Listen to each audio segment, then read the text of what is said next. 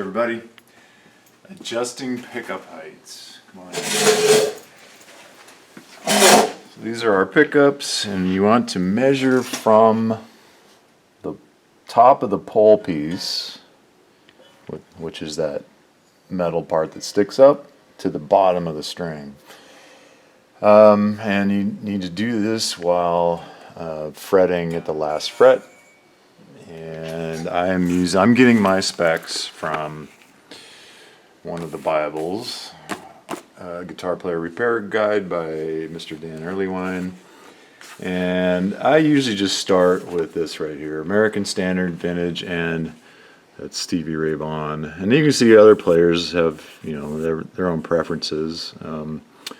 That actually Clapton 1/16 both sides. That's very interesting because that's pretty close, and that's going to dampen this. That surprises me a lot because it's going to kind of dampen the strings. That's interesting. Actually, and he's not the only one, but I think this is a good place to start. There's one of the great pickup manufacturers is named Lindy Fralin, and what he recommends is actually plugging into an amp, and he'd start with a ballpark like that, and then he would actually pluck the strings while adjusting the pickup height and listening to the amp, because there's going to be a point where the tone changes, where those magnets are too close to the strings, and they're actually going to have enough magnetic pull where the string isn't going to vibrate freely. So they adjust up and down with these screws. So one on this is the bass side, bass strings, and this is the treble side over here. And if you think of these as jump ropes, this is going to need a little bit more clearance. It's also going to have more string energy. So the treble side is a bit closer in general, although like Mr. Clapton, 1/16 both sides, but you can see we're going with this. 1/8 inch on the bass side and 3/32 on the treble side. Now, for measuring it,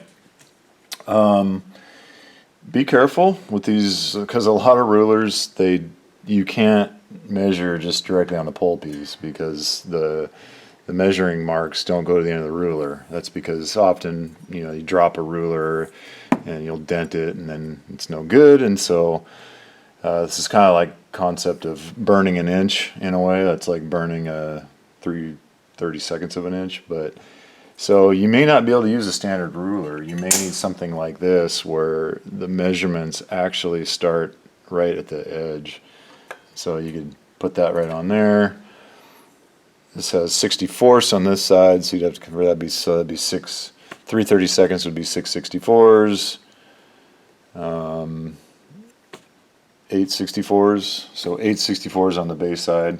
And so you could do that. You just put that right on there, right? And then you'd have to get in there. Some of us would have to wear glasses for sure, and you can measure it. You can measure it that way, just putting the ruler right on there. But because I'm a tool guy and a gizmo gadget guy, I got these things. These are brass, so non-ferrous, so they don't give you grief. They don't like stick to the pole pieces. And so this is kind of a feeler gauge, and I can see right now that is too close. So this rod here, this brass rod, is 1/8 of an inch. So I want to back that off until it just clears. And then if I was measuring it, what did I say, 8/64s? Yep. And yeah, I'm sure the camera won't pick that up, but no. Okay. So 1/8 inch on the bass side, and the treble side is 3/32. This one. Again, last fret, and that's pretty close, actually.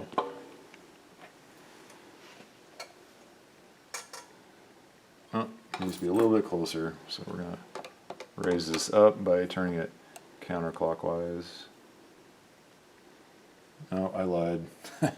Clockwise. I guess that probably makes more sense. The other way. How's that? And that's a little bit too much. So just down slightly.